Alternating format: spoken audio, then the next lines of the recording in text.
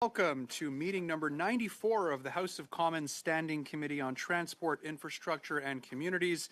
Pursuant to the order of reference of Tuesday, September 26, 2023, the committee is meeting to resume consideration of clause by clause of Bill C-33, an act to amend the Customs Act, the Railway Safety Act, the Transportation of Dangerous Goods Act of 1992, the Marine Transportation Security Act, the Canada Transportation Act, and the Canada Marine Act, and to make a consequential amendment to another act.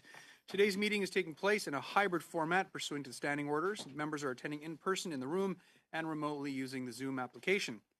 To help us with clause-by-clause consideration of Bill C-33, I'd like to welcome back our witnesses that include from the Department of Transport, Sonia Reid, Director General Marine Policy, Heather Moriarty, Director Ports Policy, Rachel Heft, Manager and Senior Counsel, Transport and Infrastructure Legal Services, and of course, Amy Kaufman, Counsel. Welcome to you once again. And of course, we have with us our Legislative Clerk, Monsieur Philippe Mela. Bienvenue encore une fois.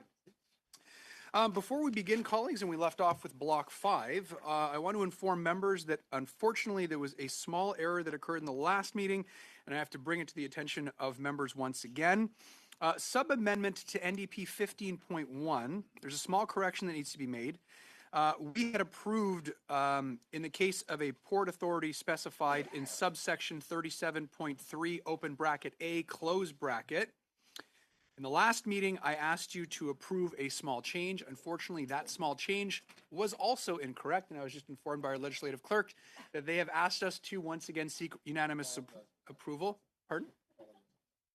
So I'm asking for unanimous consent to approve, instead of subsection 37.3 open bracket A close bracket, we would replace that by paragraph 37.1 open bracket 3 close bracket open bracket A close bracket. Do I have unanimous consent by all members? Seeing no objection, unanimous consent. Merci beaucoup. We will now resume our discussion on Block 5, and I open the floor. I see, Mr. Strahl, your hand is raised. I'll turn the floor over to you, sir. Thank you very much, Mr. Chair, and thank you, colleagues. I did, in the last meeting, I asked a number of questions to the witnesses, and I'm just hoping that in the 48 hours since we've last met, some of them they didn't have answers for, and I'm just going to ask them again in case in the 48 hours, if they've firmed up their answers or have been able to gather the information that I did ask for. So most of these were answered by Ms. Reid, but I asked if other than thermal coal, were there any other commodities or goods that are prohibited from being loaded or unloaded using Section 62 of the Canada Marine Act, and I just wanted to give Ms. Reid an opportunity to answer that if she has a firm answer today. Thank you, Mr. Strahl. I'll turn it over to Ms. Reid. Sure. So the answer to that question about whether anything else is banned in terms of import or export under those regulations, the answer is no. Okay, and I went on to ask how many direct jobs would be lost at the port, the Vancouver port, specifically West Shore terminals. I just wondered if you'd had a chance to gather that information if this amendment was to pass unamended.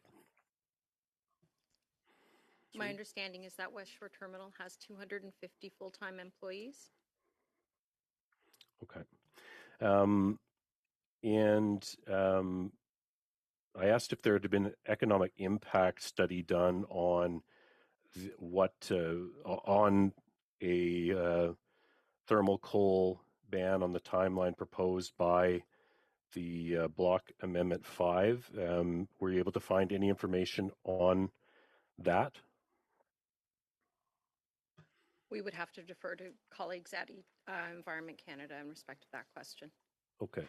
Another question I asked was, would this ban on thermal coal being advanced to immediately after this amendment taking effect, would that apply only to the Port of Vancouver? So I guess the question is thermal coal exported through any other Canadian ports? Yes, currently the coal is exported through the port of Prince Rupert, and some thermal coal, we understand, is exported through Thunder Bay. Okay, so now There may also be private sector ports. They would not be impacted by regulations under the Canada Marine Act. okay, so we have Vancouver, Port of Prince Rupert, and Thunder Bay. Do you have the volumes by tonnage of thermal coal that was exported in 2022 through each of those ports?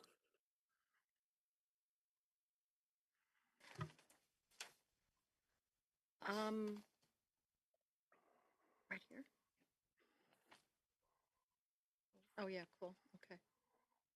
Million tons. Just thermal coal, yeah. So in respect of the Port of Vancouver, coal, there's 39.8 million tons of coal exported. Right, but a lot of that would be metallurgical coal, which is not impacted, steelmaking coal, which the government has not yet decided to phase out. So I guess I'm looking for delineation between thermal coal and metallurgical coal. I think that is an important distinction here. They're very very different and used for very different things. One's for electricity generation, which is being phased out. The other is for steelmaking, which is only going to increase. So for thermal coal specifically is what I'm hoping we might have information for. We don't have that breakdown. Okay, so we now know that it would impact workers in Vancouver, workers in Prince Rupert, and workers in Thunder Bay, but we don't know the number of workers. We don't know the specific volume. So we're still, I would argue, voting on this without all of the information that we need, or discussing it without all of the information that we need. Do you know if Thunder Bay, we heard that Vancouver, the West Shore Terminals, is planning to transition to a potash transloading from rail to marine, but that is going to take a number of years and a significant investment in the millions of dollars. Do we know if the ports of Prince Rupert and Thunder Bay have similar plans to offset the loss of thermal coal exports at their ports?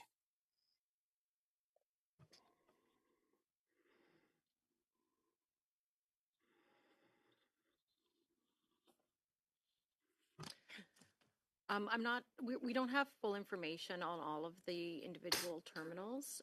We are aware that the terminal in Prince Rupert does have plans in respect of transitioning away from coal based on the expected ban that was announced.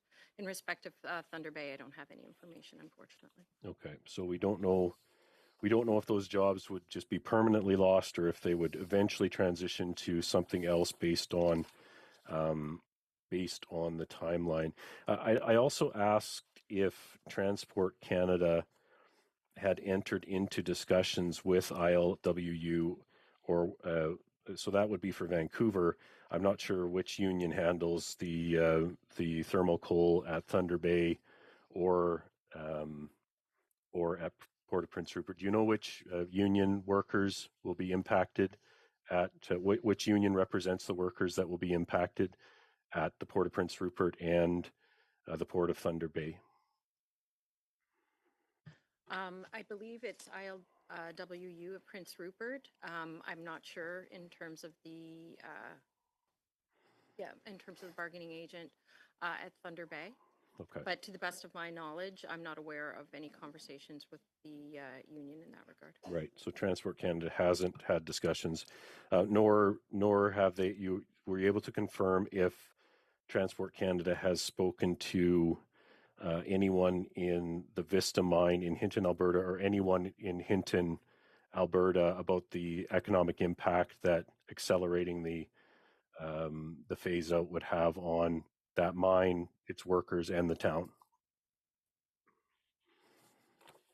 I'm not aware of any conversations that Transport Canada would have had, but I would defer to colleagues at ECCC about whether or not they've had conversations. Okay, thank you. I wanted to ask you as well, how many rail cars on an annual basis would be carrying thermal coal to the port of Vancouver to West Shore terminals? How many rail cars do we think would be impacted by this accelerated phase out? I don't have that information, unfortunately. Okay. I think it would be significant if we're talking about the millions of tons here. West Shore's annual report for 2022 said that there's 16 million tons of thermal coal moved, all of it by rail. And I'm just looking here. Prince Rupert shows over 2 million tons, over 2 million tons. So that's 18 million tons of thermal coal just on the West Coast. I don't have information for Thunder Bay because until today I didn't realize that there was thermal coal exported through Thunder Bay. But if an average carload of coal weighs 105 tons, that's what Stats Canada indicates. The math would indicate that there's about 170,000 rail cars per year would be exposed if there was an accelerated cutoff. Does that sound possible? Does that sound about right? The information that we have for coal in general is that it would be about 417,000 or over 417,000 carloads of coal, but I don't have the breakdown between thermal and metallurgical. It's significant anyways. I think it's fair to say. I wanted to turn, has Transport Canada had any discussions with supply chain partners about what the impact of this accelerated phase out would be on their operations? We've obviously heard from West Shore, which indicates an accelerated phase out would cost them billions of dollars. But have you talked to CN Rail, CP Rail, any of the other supply chain partners as to what they expect their operating losses would be should this accelerated phase out be adopted by this committee? We have not. I would defer to colleagues in ECCC regarding conversations around that. Okay. So given that certainly in Vancouver, I would assume Prince Rupert would be the same, that we're dealing with a lot of coal that is mined outside of Canada. These are coming from Powder Basin in Montana and Wyoming. And there would be contracts, as was discussed earlier this week. These contracts and the planning and the infrastructure required is planned out often decades in advance. And we heard, obviously, that this is the case when we're dealing with our most important trading partner in the United States. So is Transport Canada, have they done an analysis of what the proposed accelerated export ban, what the impacts would be on Canada's trade obligations? No, we haven't done that analysis today. Okay. So have you done the analysis on what the value of the contracts that would be canceled or lost as a result of the coal contracts, what the value would be with this accelerated phase out? We don't have that information either, or? We don't have that information right now. We would have to work with other departments to get that information. Do you know if U.S. officials have been consulted on this proposed change? And if so, have they communicated concerns to Transport Canada or any other government agency that you're aware of? I'm not aware of any consultations with U.S. officials in respect of this proposed amendment. Okay. So our 90% of the coal coming from the United States, and there's been no consultations about what the proposed impact would be on that trading relationship and on those contracts, and what exposure there would be to the government and taxpayers as a result of actions that would be taken as a result of those actions. Are there any other? Is Transport Canada or the Government of Canada considered? Do you know if there's been an analysis of the World Trade Organization implications for this proposed accelerated ban? I wouldn't be well placed to answer that question. I would have to defer to colleagues in other departments Okay. regarding any analysis under the WTO rules. Right. I think it's fairly clear that this has not been Transport Canada's file, that this was never envisaged to be a part of this legislation, because I know the public servants that serve the government in this country would do their due diligence and would have done all of that work had they believed that the Canada Marine Act in Section 62 would be the method by which the government would choose to accelerate their own timeline for a thermal coal phase out. I just believe that there's too much professionalism, and they would not leave a minister and the government and the taxpayers of Canada this exposed. They would have done their homework, and in fact, it would have been a part of the bill to start with had this been something that the government intended to move forward with. I want to go back now to in the legislation that we're dealing with, Bill C-33, comes out of a consultation process that was undertaken by the minister to in the Ports Modernization Review. I'm wondering if we can go back to that to determine, did the Minister of Transport, in the summary of the evidence, in the summary of the hearings, in what you heard from people that participated in the Ports Modernization Review, was an accelerated thermal coal ban one of the priorities of was that a priority of the people that engaged on the Ports Modernization Review? Did this come up?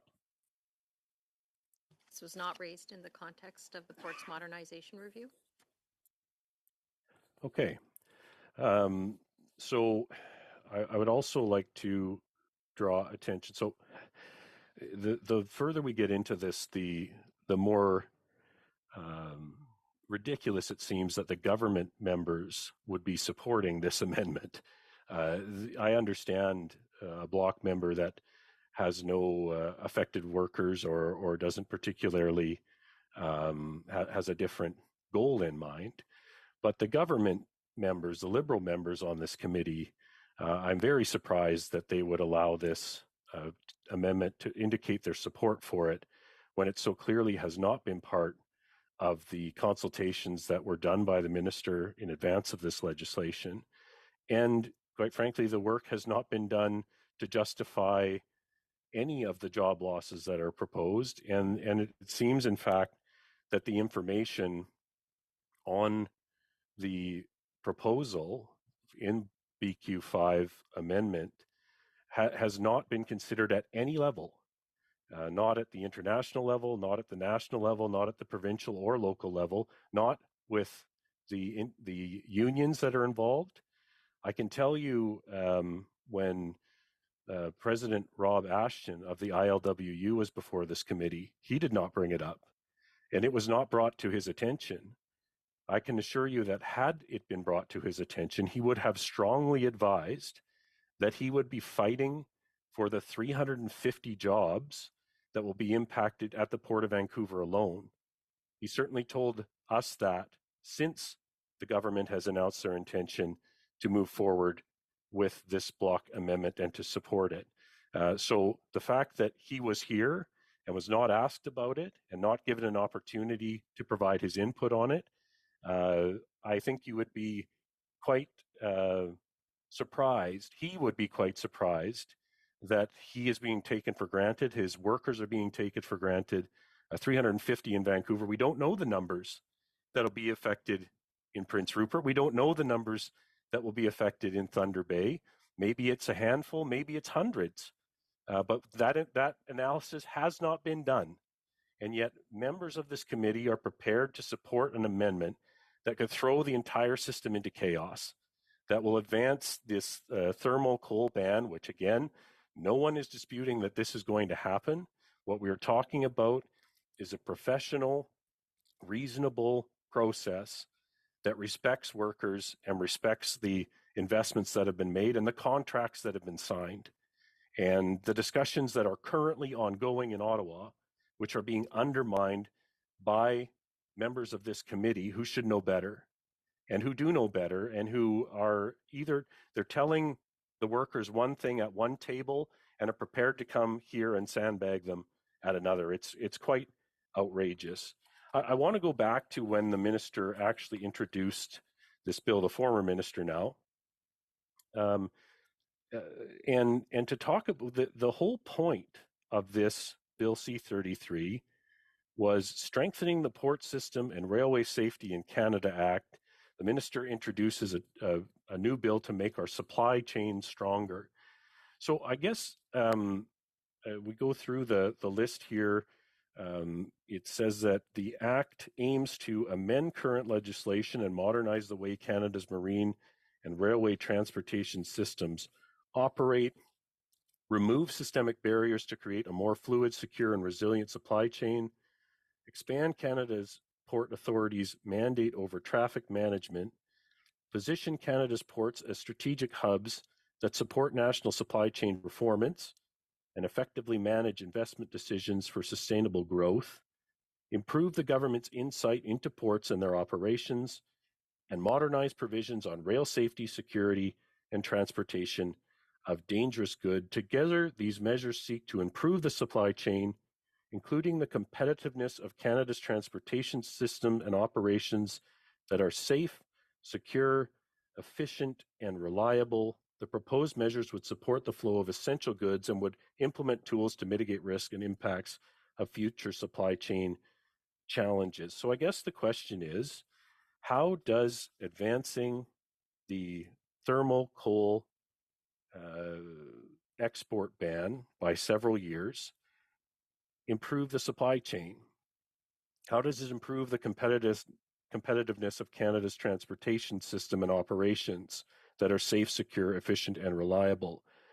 How does it support the flow of essential goods and implement tools to mitigate risk and impacts of future supply chain challenges? Of course, the answer is it does the opposite of that. It actually throws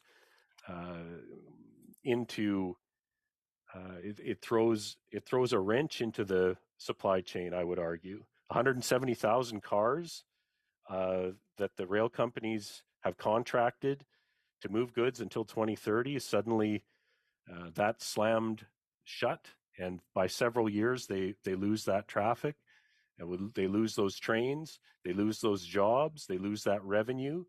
I have no idea, nor does the government have any idea how they will make up for that or what the impacts on the supply chain will be.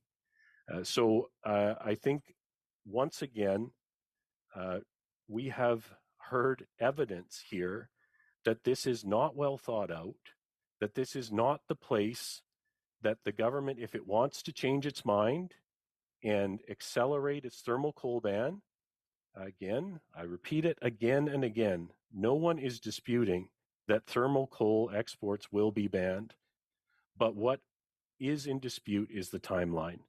And this, by all measures, by all of the answers we've received, we don't even know what it'll do, let alone what the long-term impacts will. We don't know what it'll do today. We don't have the information on the impacts today.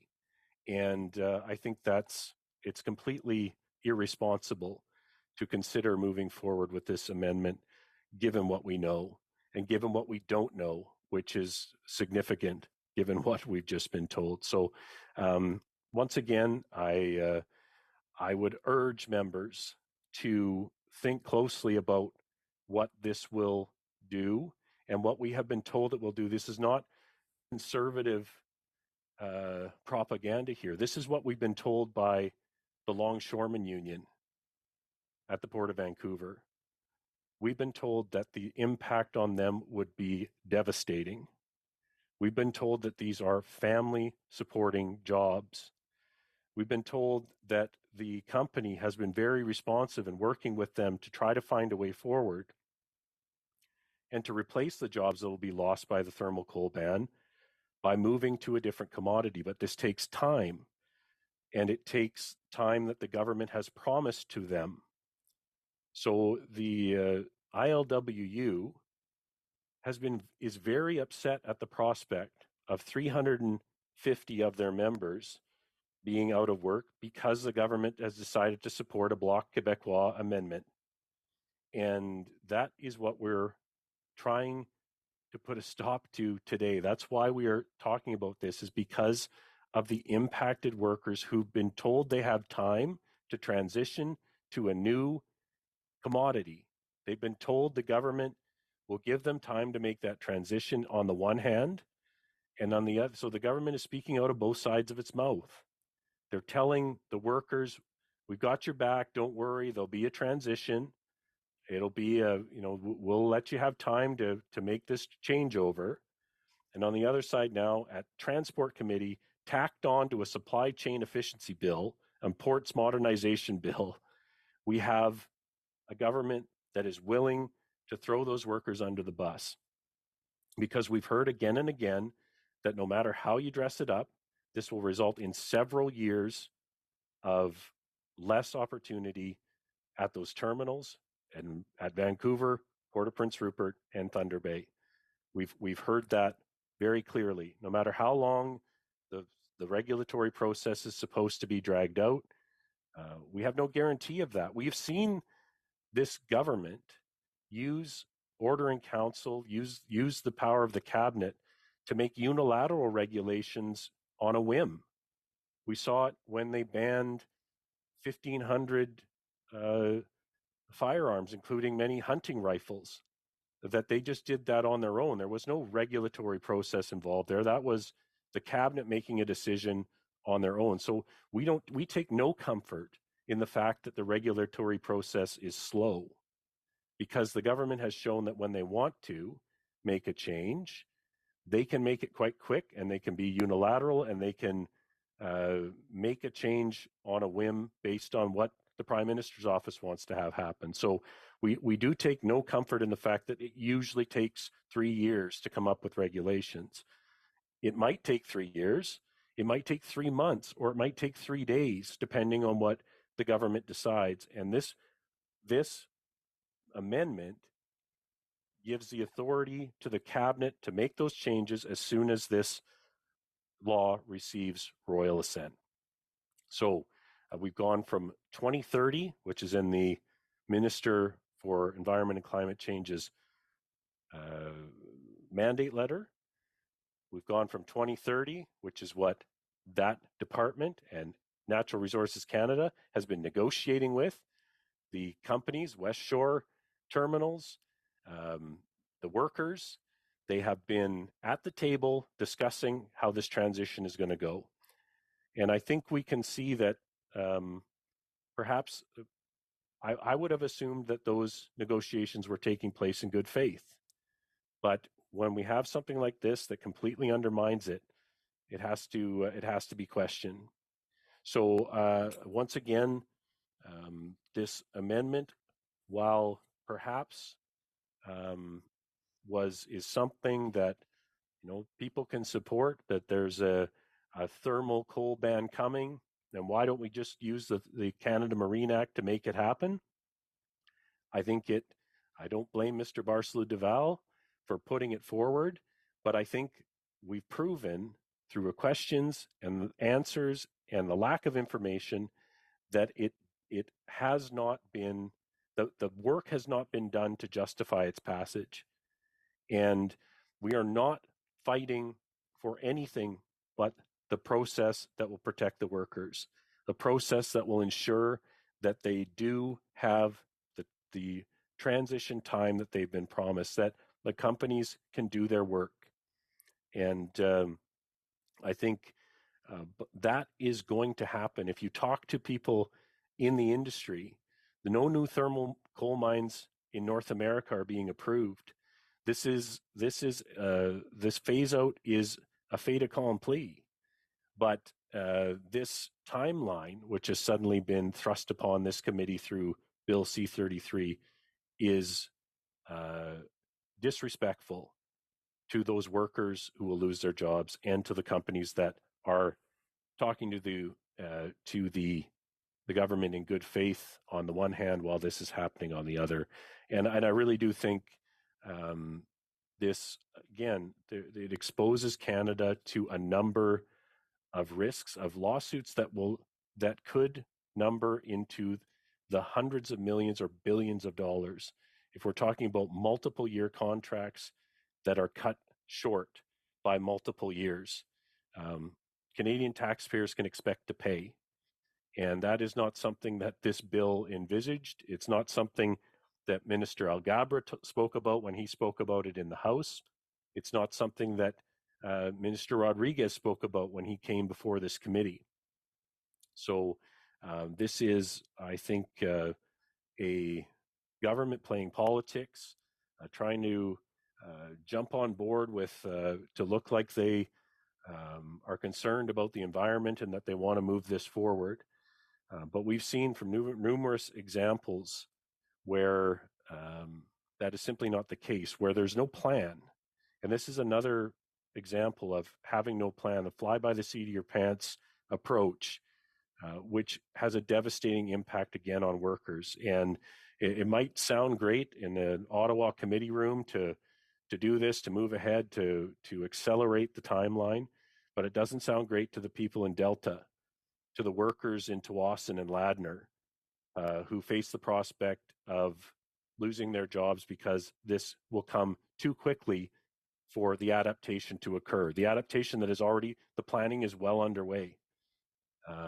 So I would say that the government, the Liberals and the NDP especially, there's no Bloc MPs in British Columbia, but they will have to answer to those workers and the hundreds more workers that aren't in the ILWU who will be impacted by any shutdown of West Shore terminals. It is not easy. They can't just wait around with an empty terminal for years while the potash mine gets going and the volumes get ramped up.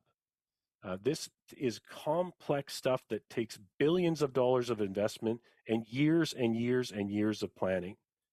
And for that all to be undermined by a one-line amendment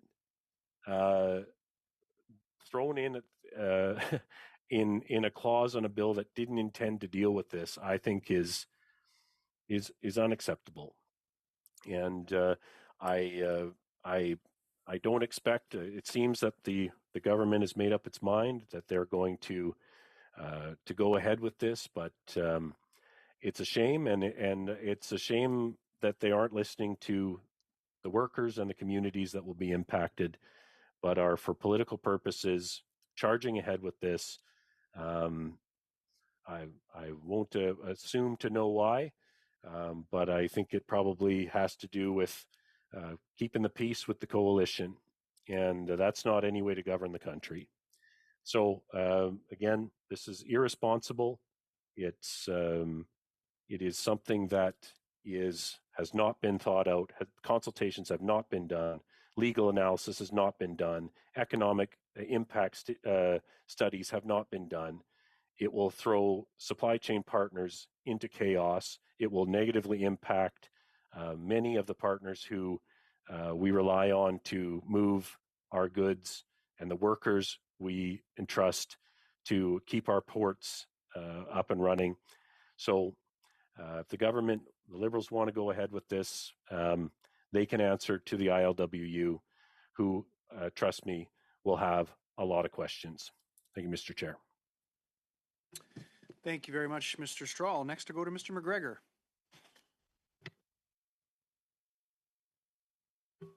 Okay. Thank you very much, Mr. Chair. And as everyone can see, I'm filling in for Mr. Bachrach today. I think I might have a solution to the amendment BQ5.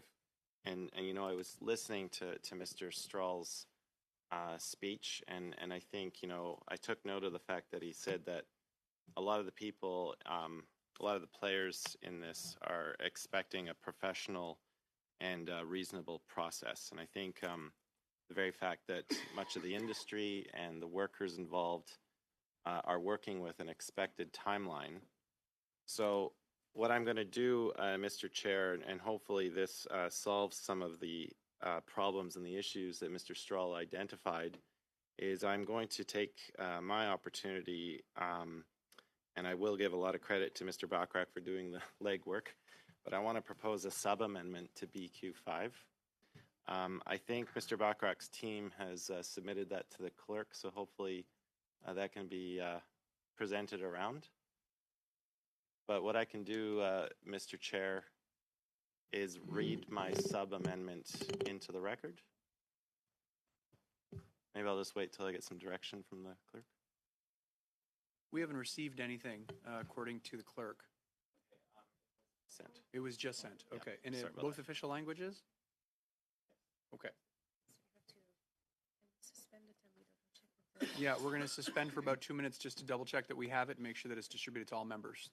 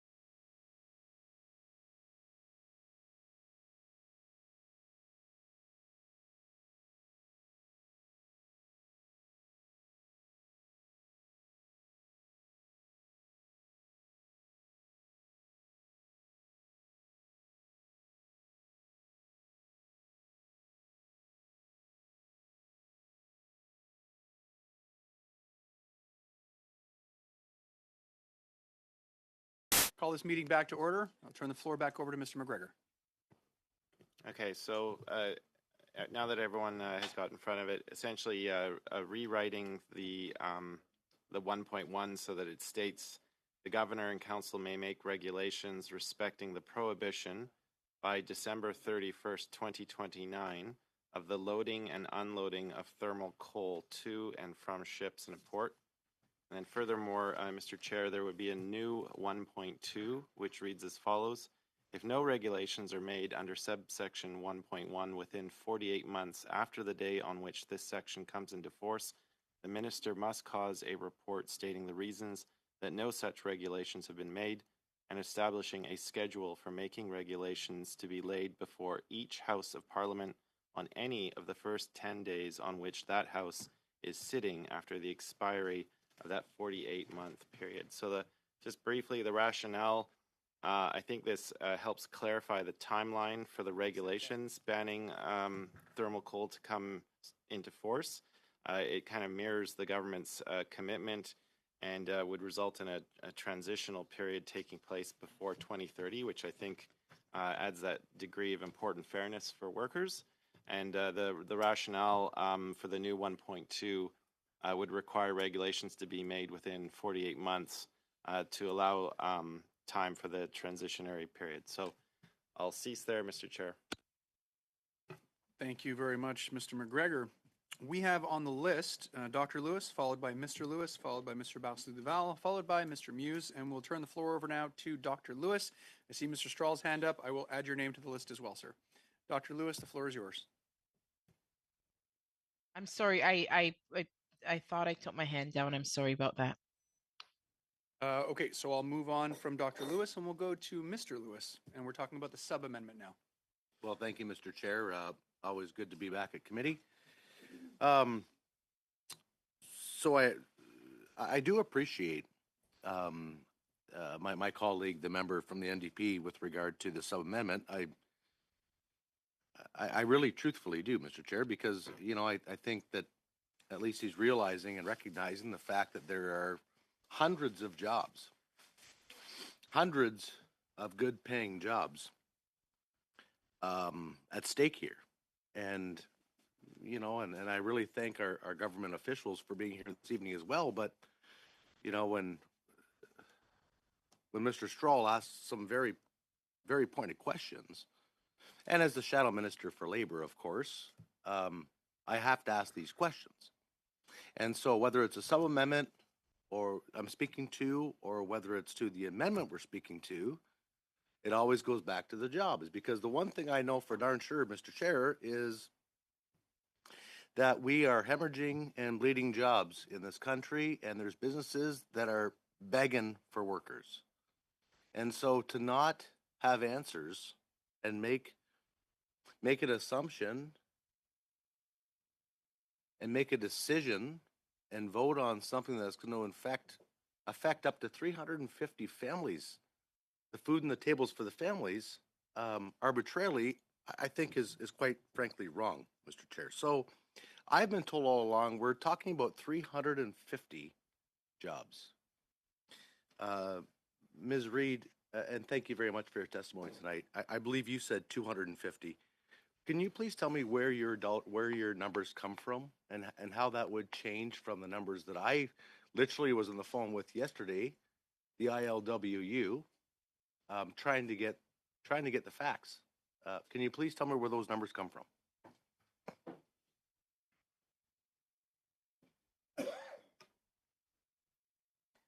So the information that I have is that they have 250 full-time employees. They may have other employees, but in terms of the background, actually, I don't have the footnote. I don't have the source in front of me. I can appreciate that, Mr. Reed. Thank you very much for that. But I'm gonna take it one step further. So Mr. Strahl asked you how many jobs would be lost, and your answer was they have 250 employees. We don't know. Or does the government not know, or the agency not know how many would be lost? So at this time, I wouldn't be able to answer that question. And I think my understanding is that that would actually depend on the transition plans of the terminal. I would defer to colleagues who are probably in ECCC or in CAN who may be more familiar with that process. Could you please give me a time frame as to when you may have that answer? I would have to check with other departments in respective where they are in those conversations. Okay, thank you. You know, we see that the legislation bill C-58 that's been brought towards the House, and I'll be honest with you, if I was a Minister of Labor for the Liberal Party of Canada right now, I'd be some ticked off that we're even talking about this at Transport Committee. Because how do you in one side throw a bone to labor and say that you're labor friendly, and then turn around and not do the due diligence, the justice, and the really hard work to ask the really hard questions about who is going to be affected by this? These are potentially 350 families sitting around a kitchen table with no food on their table, no pablum for the children's bottles, no diapers on their bums, all because we need to accelerate a plan. And the Bloc Quebec member is now laughing at me. This is serious, sir. This is very, very serious stuff. These are people's lives we're talking about. To accelerate a plan and not have a plan to go forward is quite frankly wrong and disgusting. And to smile and laugh about something is quite frankly wrong. I take major offense to that. Thank you. An accelerated phase-out thermal coal plan with no plan is nothing less than the wrong decision for our ports. Chair, I've spent many days on the West Coast with ILWU, with BCMEA, during the strikes, and understanding and realizing that that is a very, very vital area for Canada to move our commodities, to drive our exports, to drive our imports, our cars, and everything else that the government wants to talk about. They're the ones doing the work, and now potentially we're going to take them out of the knees, and I think that's pretty sad. I want to take another step further. So my riding of Essex, I'm so darn proud to represent Essex, right next to the busiest international border crossing in North America, down right by Detroit. So through you, Mr. Chair, to our officials, it was very, very concerning to me that there was no answers for Mr. Strahl with regard to have we spoke to our U.S. officials yet. Can you expand at all, any of you, kindly, through you, Mr. Chair, can you expand at all with regard to, has there been like absolutely no conversation with our U.S. officials with this? I would have to defer to colleagues at NRCan or ECCC in respective conversations that have taken place with U.S. officials in this regard.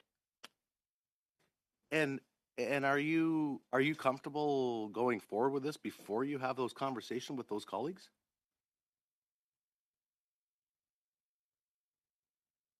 I wouldn't be in a position to answer that question. I'm sorry.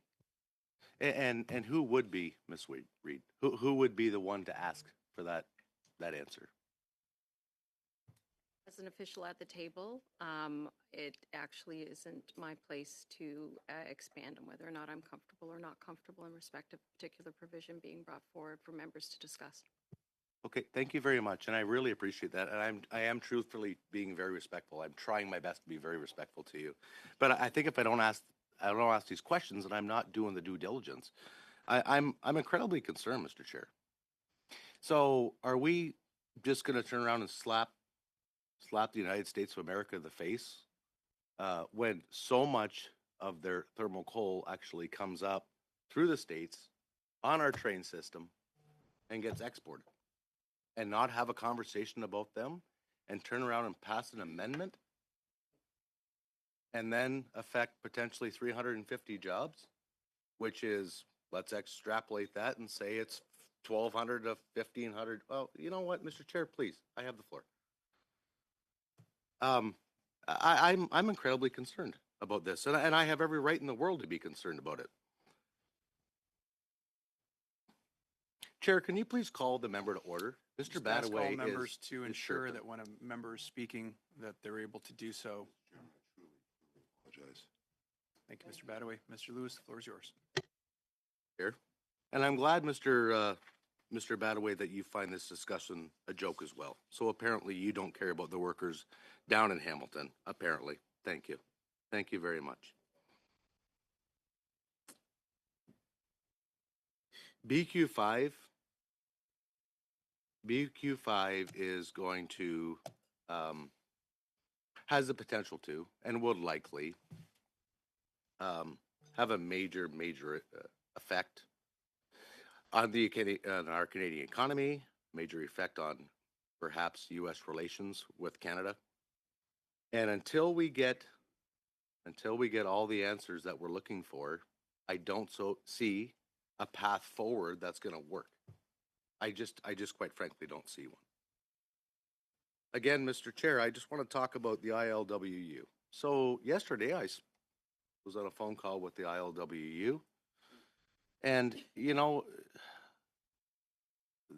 I do believe it to be true. I only believe it to be true. I don't know for sure. I think they may have actually reached out as well to other folks from the other parties and asked them to reconsider this. And I'm not exactly sure where that landed as of yet. But again, Mr. Chair, if you're a friend for labor, then you're a friend for labor. And you can't be a friend for one side of labor and not a friend for the other side of labor.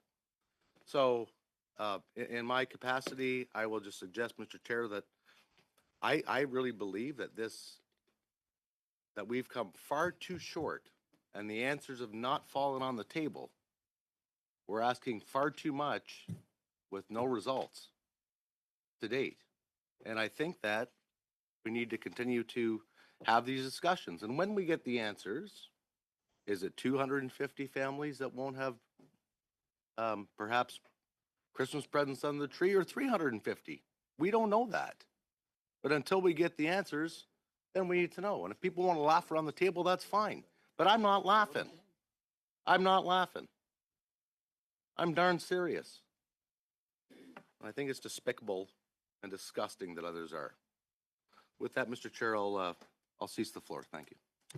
Very much, Mr. Lewis. Prochainement, nous avons Mr. Barcelou-Duval, suivi par Mr. Muse. Mr. Barcelou-Duval. We now have Mr. Barcelou-Duval and then Mr. Muse. Thank you very much, Mr. Chair. I think we have a lot of time in this committee to talk about the BQ5 amendment. There's lots of things that have been said, and I think we're going to be talking about it for quite a while, I think, Mr. Chair. This being said, maybe, and I'm saying this for people who are listening to us, I don't know there are many, and I sure hope there are many people listening to us, because really I want to explain the ridiculous aspect of the situation we are in right now. So the amendment BQ5 that we are discussing right now on Bill C-33, the objective of the amendment is to make sure that we are going to stop import and export of thermal coal. So why do we want to stop the import and export of this particular coal? Because in fact, thermal coal is the approximately worst way in the world to produce electricity. I don't even know if there is a worse way to produce electricity. At the present time, if I am not wrong, it is 30%, actually 31% of emissions by coal plants. That's 31% of emissions on the planet, and we are the 7th worst exporter. So we are accomplices. We are one of the main countries that supply this pollution to the planet, essentially. So what was interesting is that the government had already announced that it wanted to stop the import of this kind of coal in Canadian ports. So that was really good news. But the bad news is that it's only in 2030 that we're talking about this. We're saying, okay, well, 2030, why not? So the Conservative, they were scared by our amendment. They say, well, we can't stop the production of thermal coal. But now they tell us that they will agree with 2030 deadline. I'm very surprised. And I think we're really going to be able to see today, because now we're going to see really the Conservatives are going to say, because there will be some votes around this table. If Conservatives tell us that they agree with the deadline, because this is what we're hearing, that means that if we bring a proposal that says that the deadline will be 2030, they should vote in favor, right? I mean, theoretically, that's what it should be. So maybe people around the table, people who are listening to us, maybe they don't know that there is a mine in Alberta that was mentioned earlier today that produces a very large quantity of thermal coal. I have to find the name of this mine. Give me a second. And this mine, it produces 10 million tons of thermal coal every year. So 10 million tons of thermal coal, that's of the entire carpool of Quebec in terms of pollution. It is absolutely massive. It's gigantic. So we have one plant. We have one plant that produces just as much pollution that the entire carpool in Quebec. And then Conservative here are saying, hey, they want to rip their shirt and say, no, don't touch this. How are we going to stop climate change or reduce them if we don't start attacking this problem? This is one plant, and this plant produces as much pollution that every single car in Quebec, but we can't touch it, and we can't even touch it before 2030, according to Conservative. But in fact, if you listen to them, you never want to touch it. So we're all going to die asphyxiated before we can do anything if we are listening to the Conservatives or if we follow their action plan. And I think that's crazy.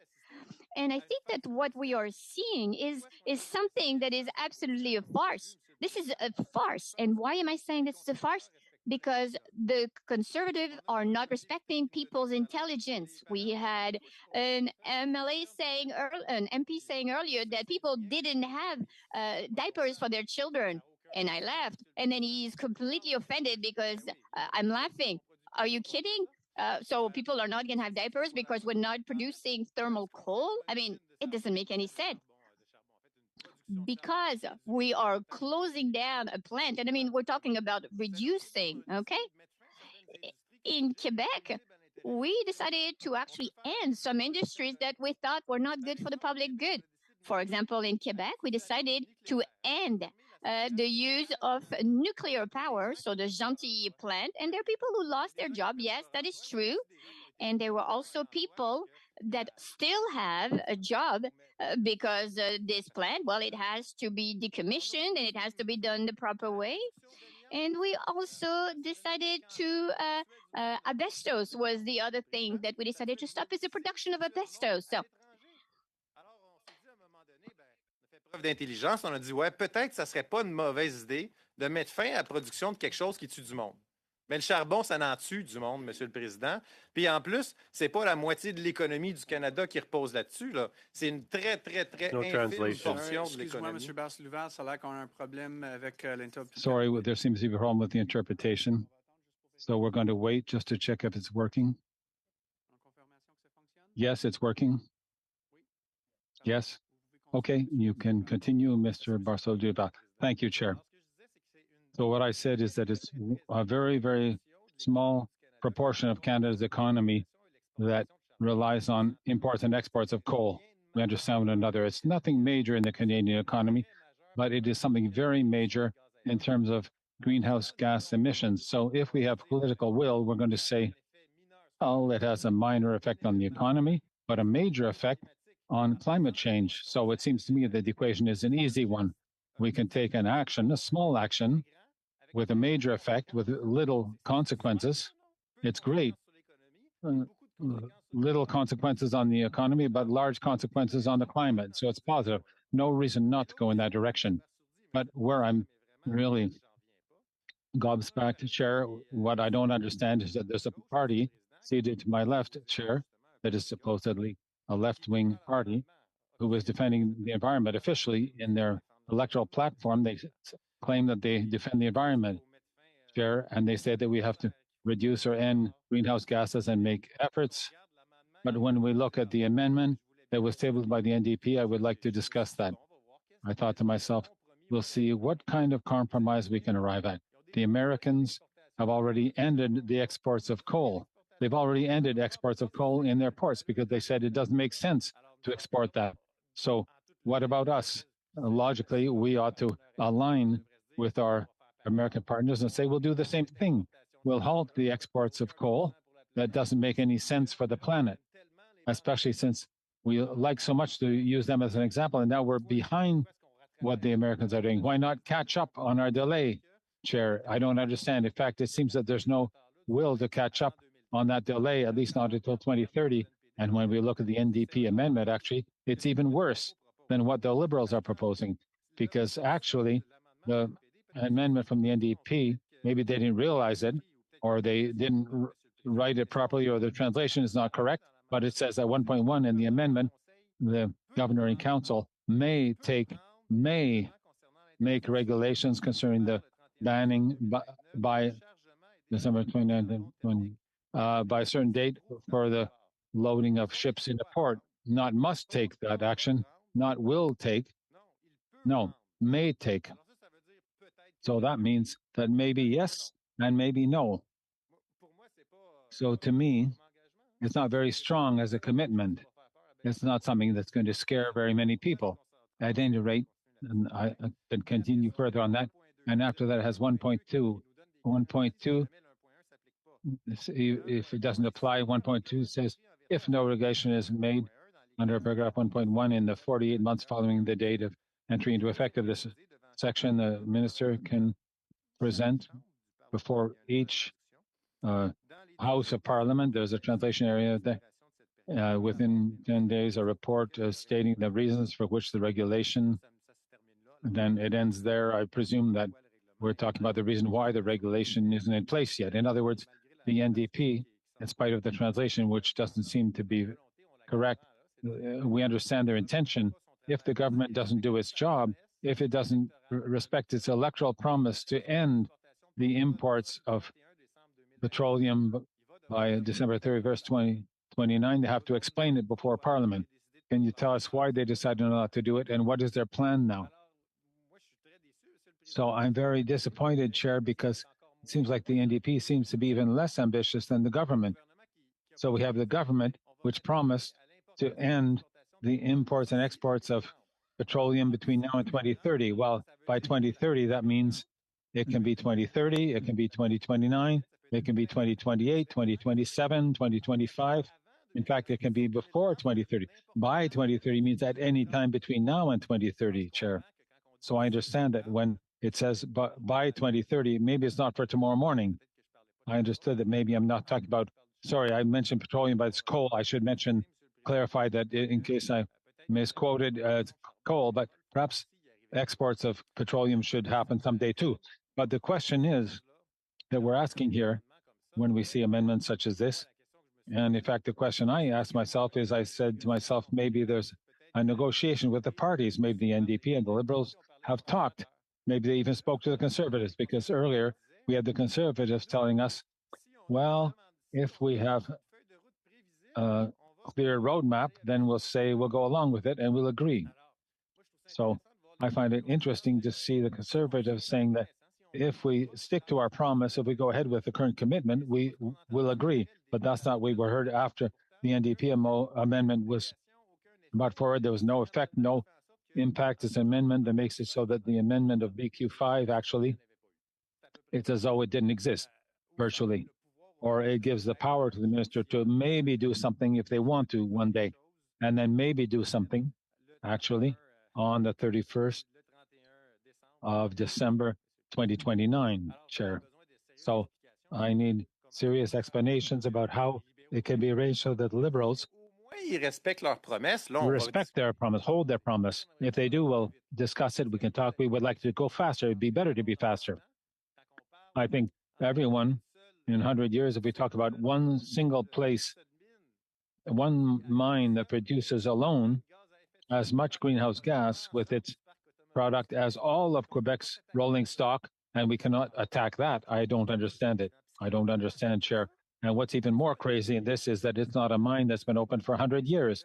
The mine has not been open for 50 years. No, it was opened in 2019, 4 years after the Paris Agreement. So we already knew that we were headed towards the end of hydrocarbons, and we were already going towards clean energy. That was the Planetary Action Plan, including Canada's action plan. So that plant, which was opened in 2019, they knew very well when they opened up their plant and they made their investments that eventually there would be a willingness by the government, because when you're in business, you say there are risks. There are risks that your business doesn't work, you don't find labor, that you don't find an outlet for your products. That's part of it. When you decide to invest and you're in business, this is part of how things work. And there are risks, and there's also a risk for the government, the risk that the government may decide to come out with regulations and laws and make it so that your investment is maybe didn't go the way you would have liked. It went differently, but it is a risk in the legislative environment, the governmental or political environment. That's all part of that. And when you invest in a business, of course, we hope that our environment won't change, but that doesn't exist, a non-changing environment, Chair. All environments end up changing at one point. Nothing is immutable forever. And what's even more crazy is that the plant, even though the government had announced that it intended to end exports and imports of coal by 2030, but that plant has the willingness to increase by 50% its production share. They want to produce more, whereas what we're saying, and the whole plant is saying, that we need to produce less. And then we have the Conservatives defending them with a kind of, I would say, I have the impression that there may be some hypocrisy here, because they say that they agree for 2030. And that's where I'm starting to be a bit surprised, because after the NDP brought forward their amendment, which doesn't provide any obligation and has no effect, actually, we can see the Conservatives continuing to filibuster on an amendment that ultimately is totally insignificant and doesn't represent a threat to those businesses. So I'm trying to understand what kind of situation we find ourselves in now. And I have the impression that we quite simply have at the table three parties that are very, very timid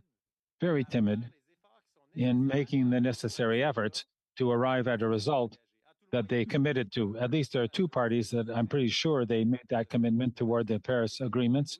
I'm pretty sure the NDP and the Liberals did. I haven't heard from the Liberals yet. I look forward to hearing and seeing how they'll vote on that eventually. But to me, it's very clear that the amendment proposed by the NDP, as it now stands, is absolutely unacceptable, Chair. I mean, at least you have to have a bit of ambition. And one could claim, like conservatives do, that it takes a foreseeability. You need to be able to foresee things out of respect for the people working in that field. I agree on that. And that is why, for example, in Quebec, when we ended nuclear and asbestos, we brought in programs for those people to find placement for them in other areas, and financing for businesses that they'll have in that area to help new businesses set up shop. For example, the industrial park of Bécancour, which is now becoming remarkable. It's really becoming a place where people are investing hugely in the economy of the future with, for example, the electrification of transport. Whereas previously, we know that there was the Gentilly nuclear plant there. So it's because of the closing down of the Gentilly nuclear plant that in Bécancour now, there are projects like that, because there are programs that were set up to assist to make it so that is the economy of the future that sets up shop there instead of the economy of the past. They say will help you look forward instead of looking backwards. But what we see instead is the Conservatives and maybe the NDP who are defending very highly polluting production, which is energy of the past. And Chair, I am very disappointed to see an amendment like this, very disappointed. And I think that we would have the opportunity to give a bit of teeth to this amendment, because the Conservatives agree with 2030 And the NDP amendment doesn't even go as far as what the Conservatives agree with, Chair. It's crazy. It doesn't make any sense. The NDP claims to be defending the environment, Chair, and perhaps I could add something on this because we talked, in fact, about foreseeability. We talked about eventually for 2030 halting the exports and imports of coal. But if we want to end up with an environment that's foreseeable and respect the Paris agreements, earlier I talked about the fact that only one mine, the equivalent of all of the rolling stock in Quebec, I could tell you that the increase forecast for that mine will produce the equivalent also of 50% more. In other words, eventually we'll have 1.5 times the greenhouse gas emissions of all of Quebec's vehicles, the equivalent of that, created in fact from the operation of a coal mine and its exports of that production, essentially headed to China, as we know.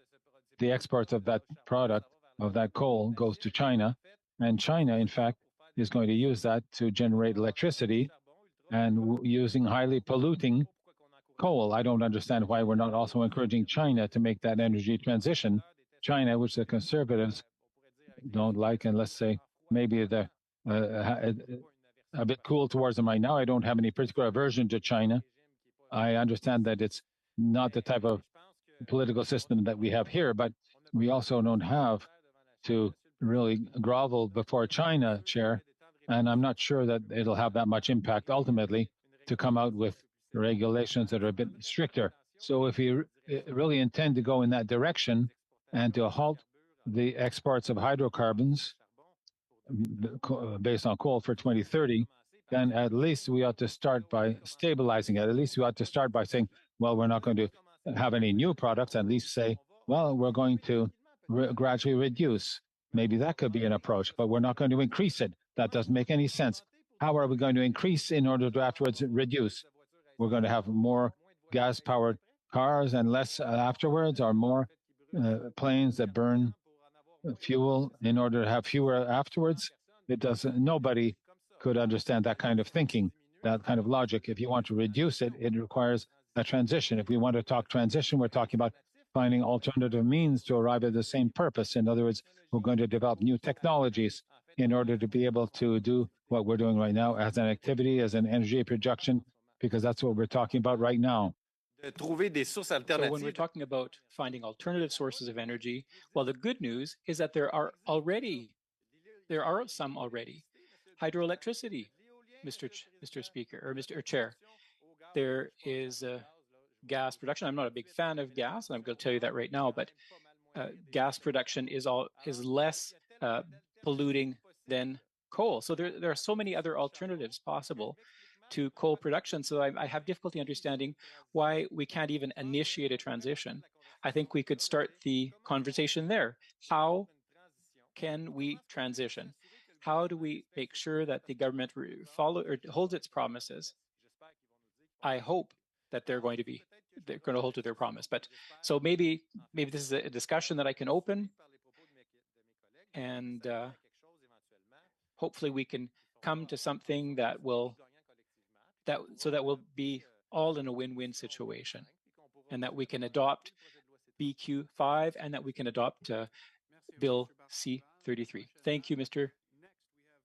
Thank you. Followed by Mr. Strahl, followed by Mr. Badaway. Mr. Muse, the floor is yours. Thank you, Mr. Chair.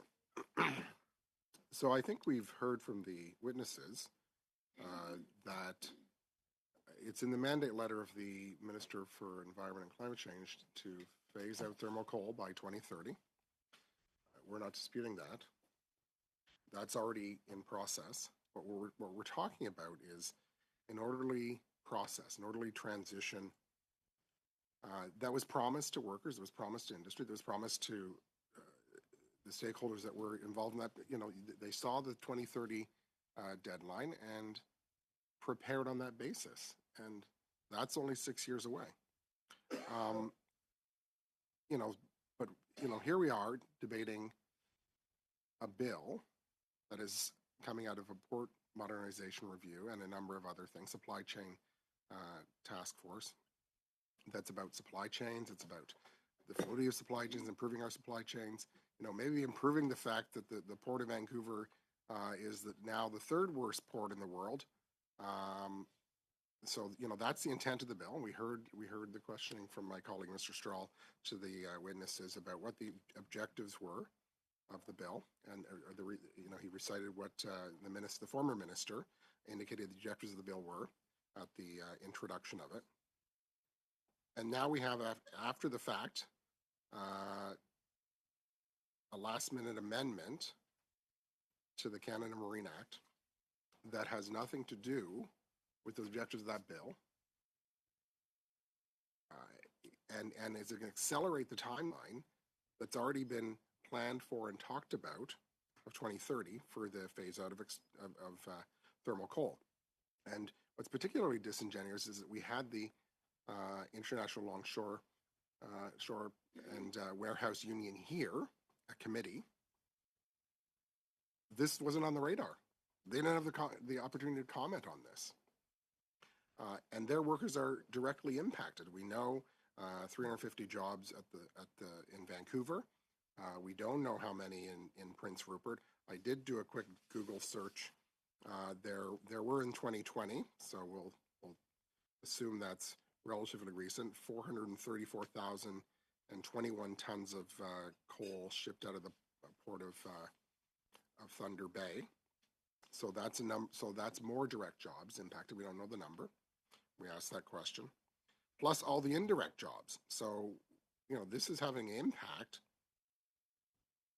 simply to accelerate what is already underway. So instead of an orderly process, an orderly transition, there's an abrupt change with all that uncertainty that, laughs in the face of the workers that are directly impacted. The union that represents those workers was here to present and didn't have that opportunity to even speak to that point because it didn't exist at that point. And, all of that is disconcerting because what it also says is here we are in Canada with an unpredictable investment climate. These decisions are made, and when I worked in the private sector on infrastructure projects, decisions are made multiple years, if not decades in advance. Investment decisions, the allocation of resources, staffing decisions, all of those things. And so, by simply inserting an amendment that's going to make an abrupt change that could come into effect as soon as this bill gets royal assent, which could be in the next year, 2024,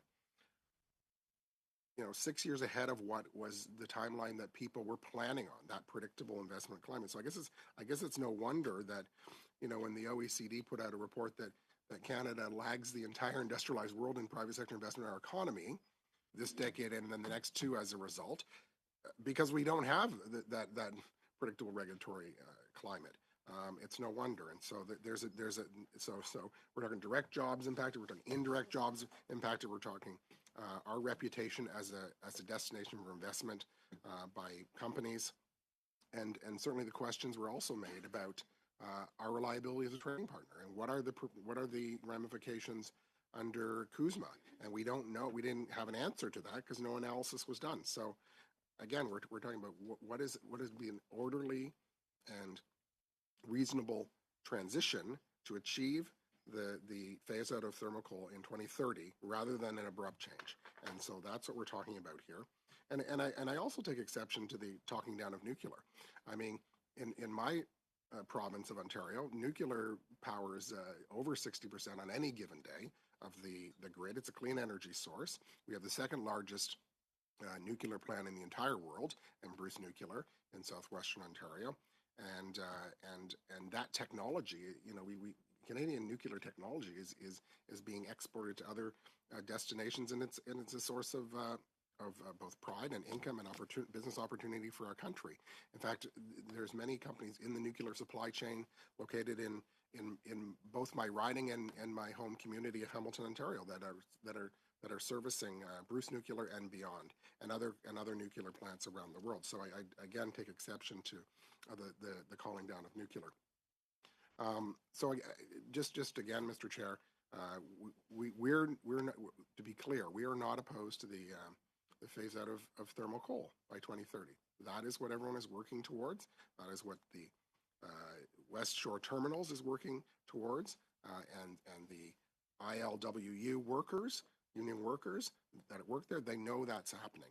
They're waiting for this potash mine in Saskatchewan to come, and they're planning on that basis too, so that that can be replaced at West Shore Terminals, and those jobs can be transitioned to that as a different commodity. And as well, the rail cars. I mean, 170,000 rail cars, as my colleague Mr. Strahl pointed out, that are currently very specifically and exclusively designed for thermal coal, need to be transitioned. That's probably billions of dollars in transition. All of that is being planned for on the basis of the end of the decade. But to rush this through in an abrupt change like that is irresponsible in our view. Thank you. Thank you very much, Mr. Muse. Next, we'll go to Mr. Strahl. Mr. Strahl, the floor is yours. Well, thank you, Mr. Chair. I think just to Mr. Barcelou-Duval's comments, again, no one is disputing thermal coals on the way out, and he talked a lot about the one mine in Alberta. The majority of this coal is transiting from the U.S. to through our ports to China and the Asia Pacific to be used there, and we know that that's on the way out. And I think, again, he talks about, he accused us of being hypocrites on it for some reason. We've been very clear that we support the use of Canadian LNG, liquefied natural gas, to displace coal that's being burned right now at an unsustainable rate in China. And anyone who has done any work in China, I went to China with the late Jim Carr on a natural resources clean energy ministerial we were there for. And the Chinese government indicated while they were investing heavily in renewables and at an unprecedented level, they were also going to burn billions of tons of coal into the future. 12 billion tons of coal, I think, was the number that they had going out past 2050. And our position has always been that we should displace that coal with clean burning liquefied natural gas. And that's why we were so disappointed when countries came begging for liquefied natural gas over the last number of years to Canada. Japan, Germany, others have been here, and they said, please, will you sell us liquefied natural gas? And the government said, there's no business case for it. You don't actually want that, which was quite frankly outrageous. And again, another slap in the face to workers in the natural resource sector. So, I would be happy to have the Bloc Québécois get on board by promoting clean LNG as an alternative to China and other countries burning coal. We want liquefied natural gas to be the next fuel that is used to provide baseload power to the world, and we have it in abundance, and it is something that we absolutely believe we need to promote. And I would welcome the Bloc joining us in calling on more LNG to be developed and more LNG shipping to be available across to get this product to places around the world that can use it to displace thermal coal, which is, as we know, much dirtier than LNG. And to the point to rail about how thermal coal is such a dirty fuel, and then also at the same breath talk about the need to shut down nuclear power, I think is you talk about misunderstanding of where the world needs to go. There is no world in which we heard President Macron talk about this week. There is no world in which we can meet our international climate targets, or that the world can address the targets that have been set without embracing a safe nuclear energy.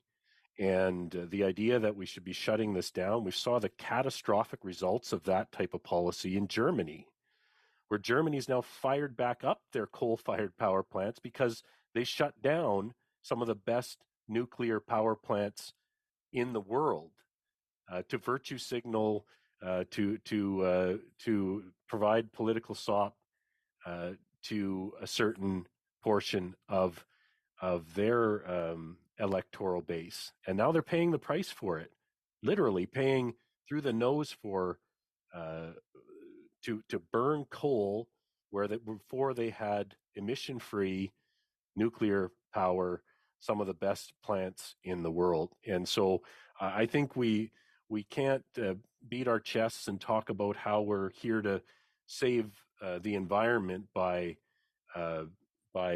accelerating a phase out of thermal coal, while at the same time talking down the power sources that are cleaner burning.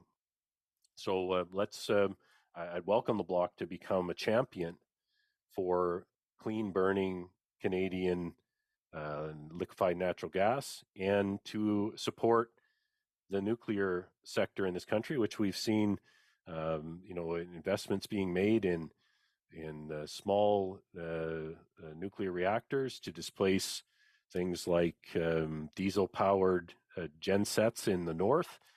We think that nuclear power has to be a part of the solution when we talk about improving emissions and meeting our targets. I do also take exception to Mr. Barcelou-Duval saying this is nothing major. This is nothing major, he said. It's major to every single family that would be put out of work by this accelerated phase out. It is a major deal for people who have family supporting jobs. These are well-paying jobs from people that keep our ports moving, keep our supply chains moving.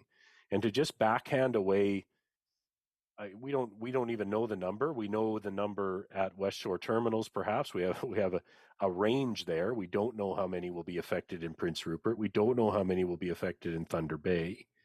But to just backhand those away and say that it's nothing major, that they can pay the price so that the Bloc can pat itself on the back by accelerating an already agreed to phase out. These companies, I just have to reiterate again, West Shore terminals and even the Vista mine are not disputing. They are well aware that there is a limited time frame for this commodity, and they are actively working as fast as they can to transition away from it. In case of West Shore terminals, we're talking about hundreds of millions of dollars of investments that they won't see a return on for decades. And that's, again, to Mr. Muse's point, that these decisions have to be made decades in advance. And to simply say that it's a negligible impact on the economy, it's nothing major, is an insult to every single worker that will find themselves without a job. And that's the problem with this. We're already, we did a study at this committee about labor shortages that are affecting our supply chains. And when you chase away a worker or tell them that they don't matter, that it's nothing major when they lose their jobs, they're going to leave the sector. They'll have to leave the sector to support their family. Do you think you can just walk away from a 6-figure job in Delta or Ladner or Tawasin when the price of a home is $2 million? This is not something that should be taken lightly. And we are not the ones inventing this supposed, we're not the ones inventing these numbers. These come from ILWU. These come from the terminal themselves, that this will be the impact. So to say it's nothing major is an incredible insult to each individual worker. Hundreds of workers, from what we're hearing, up and down the BC coast, as well as in Northern Ontario.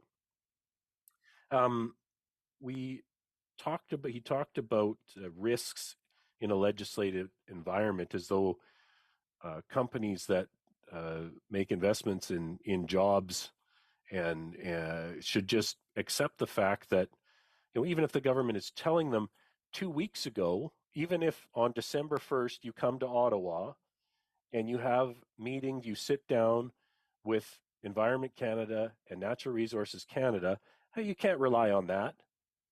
You can't, there's risks. So we told you 2 weeks ago that it's 2030. Maybe today it's 2026.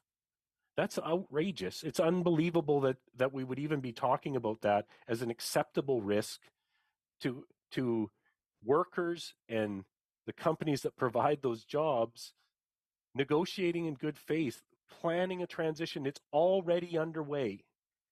This is the part of this that which again, I go, this is the Bloc is the third party in the House. They have no power to pass this amendment without the government's support. So the Bloc can propose this.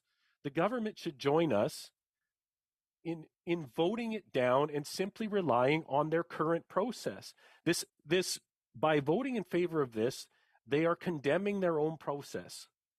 They are saying our own process, which our environment minister is undertaking, which our environment minister has loudly proclaimed, probably is talking about it after he flew to COP28. The environment minister has undertaken this because it's in his mandate. So the Liberal members on this committee, by endorsing this Bloc Québécois motion, this amendment, are actually saying, we don't actually think our environment minister is going to get this done.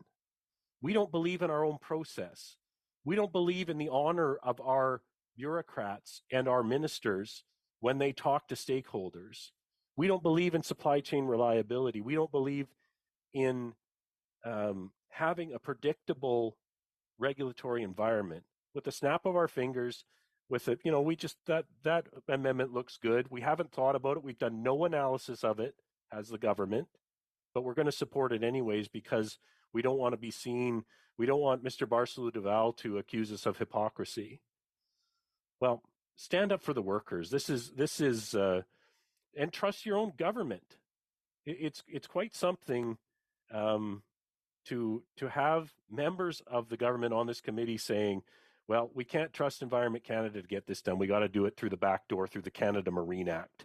It's ridiculous. I do want to turn to some technical questions that I have, and this might be for the legislative clerk. I'm not sure. When we proposed our amendment, which I read into the record last meeting, we were told that we wanted to bring in a coming into force provision that would ensure that the timeline that had been communicated to workers and companies, stakeholders, the railways, our partners, the contracts, the Americans, all of that timeline that's been a part of the negotiations and a part of the transition. We said that we wanted to bring in our amendment, which again is in section 125, says that subsection 121.1 comes into force on January 1st, 2031, which gives all of 2030 as part of this transition. I'll note that the NDP one takes 20. So by 2030, I guess we could have we can go round and round about what that means. Does it mean by the beginning of 2030, during 2030, by the end of 2030? I think is something that we will have to discuss. But we were told to put that in section 125, and so I guess I have a question, and then I'll have some more. But I want to start there. So when we wanted to ensure that the timeline would be respected through a coming into force provision, we were told to do it in section 125. So how is it that the NDP sub-amendment was allowed to be moved in Section 120.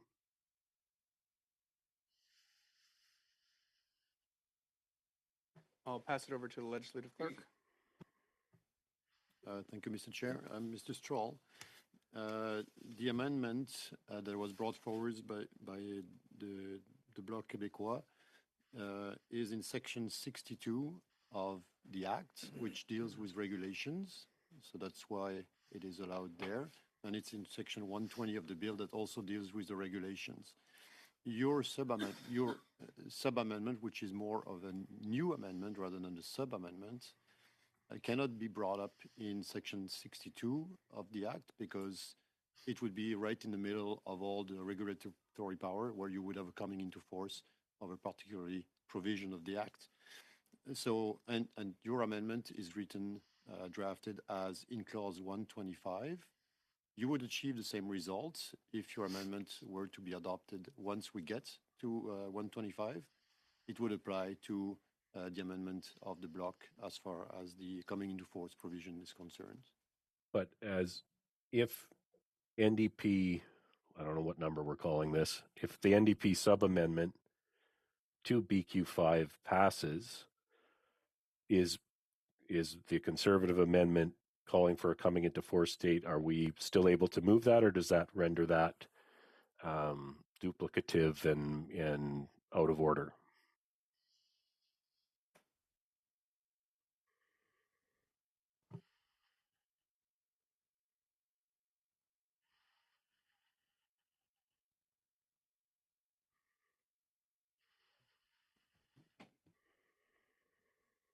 I don't want to get into a legal argument here because I'm not probably qualified. Maybe somebody across the way is more qualified than I am.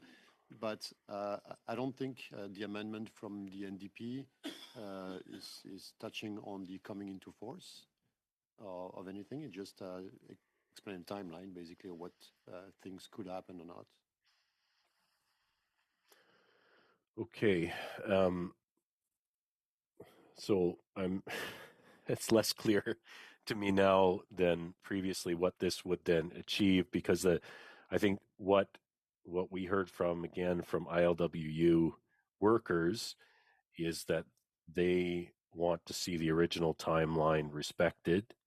And I'm not sure that NDP's sub-amendment does that, because it says may make regulations respecting the prohibition by September 31st, 2029, which again, I would argue it should be 1 year after that to respect the 2030 mandate letter and commitment in that the Liberals have made to those workers. But it says it can be made by then. It doesn't say it cannot be made before then.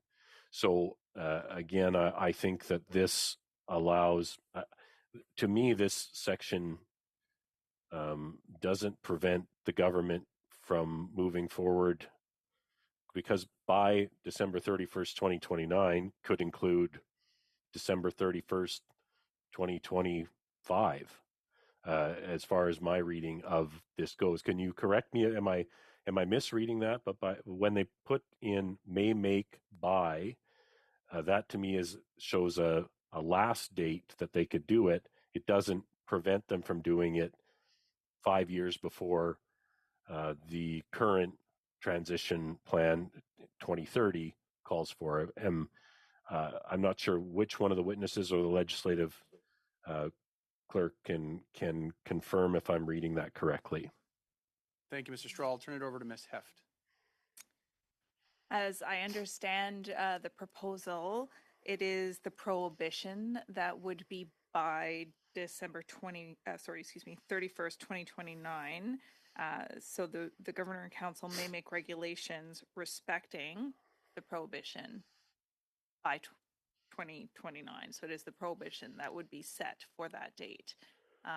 The regulations themselves could be made earlier, but the prohibition would be by a certain date, and that is specified in the legislation, and therefore would be the same date as made in the regulations.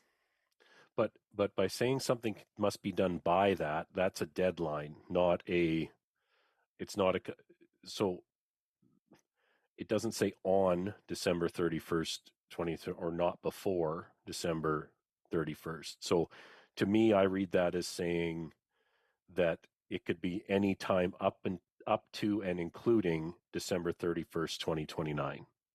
And I'd like to be convinced otherwise, but that's my reading of saying that I have to submit an assignment by January 1st means I can submit it any time between now and then. So I assume by using that language, by that date allows the government to do it faster, which is our concern about BQ5 on its own. So I'm not convinced that this actually achieves what Mr. Bachrach and Mr. McGregor are hoping that it does. It doesn't provide that certainty because it seems to me to be a deadline, not preventing it from happening much quicker than has been anticipated. But I kind of need it. We kind of need an answer to that before we can decide how to proceed here. So I look for guidance because it seems to me this is a deadline, not before type of a situation.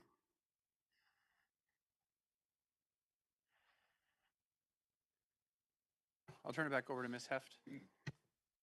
As a regulatory authority, it doesn't specify that the government's allowed to select a date, but that the date would be by December 31st, 2029. And by that, I should say that Governor and Council may not select a date. There's no prescribing of a date permitted by the regulatory authority. It specifically uses the language of the prohibition is by December 31st, 2029. So they couldn't do it December 31st, 2025. I guess what happened? I don't understand how this prevents the cabinet, the governor and council making the regulation before December 31st, 2029.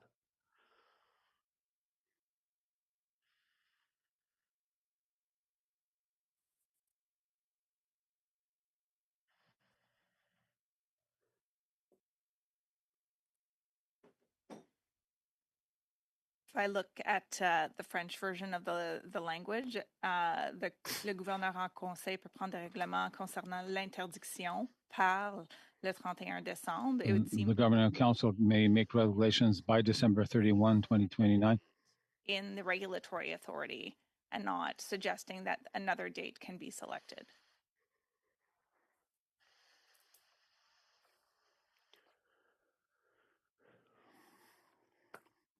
Okay, I'm perhaps it's legalese versus my how one normally thinks about something being done by a certain date would allow for that to be done sooner. Now, I did hear Mr. Sorry, Barsu. Mr. Stroll, I have a point of order from Mr. Barcelou-Duval. Oui, merci, Monsieur le Président. En fait, c'est juste par rapport parce qu'on Monsieur Stroll. Thank you, Chair. It's just because Mr. Stroll right now is discussing the sub-amendment of the NDP, and the witness referred to the translation. And to me, when I read the French translation of the amendment proposed by the NDP, I'm not convinced that it's a translation that would be considered as being of sufficiently high quality to be passed. So perhaps we could have a clarification eventually on to be sure that the translation is truly reflects the same meaning in both French and in English, because to me, I understand better the English version than the one in French. I had the impression that the French version was not written very well, Chair. Thank you, Mr. Barcelou-Duval. A question for our clerk. Unfortunately, she's speaking with someone. See whether or not the situation can be rectified. From what I'm gathering and from Mr. Barcelou-Duval is pointing out, the translation does not reflect exactly what the English says. So there's perhaps two ways of interpreting it. So I'll suspend for 2 minutes as we look into this.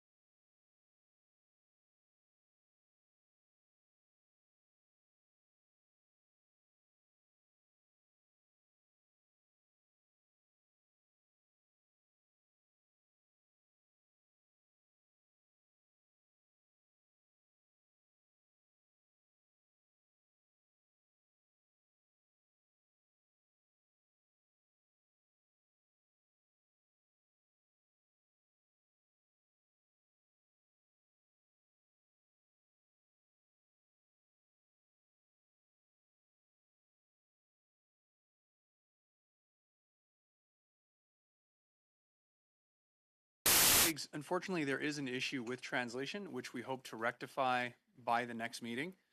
We have the option of asking for UC to withdraw and then represent a sub-amendment at the next meeting, or we can just do it at the next meeting. I would propose we simply adjourn for today. We wait to come back at the next meeting, at which time Mr. McGregor, if it is Mr. McGregor or Mr. Bachrach, will have a chance to either ask for unanimous consent to withdraw and then put forward the new amendment, this new sub-amendment with the new text, which would be revised and allow us to move forward. Do I have agreement from all members? Okay, this meeting stands adjourned. See you all on Monday. Merci tout le monde. Thank you, everyone.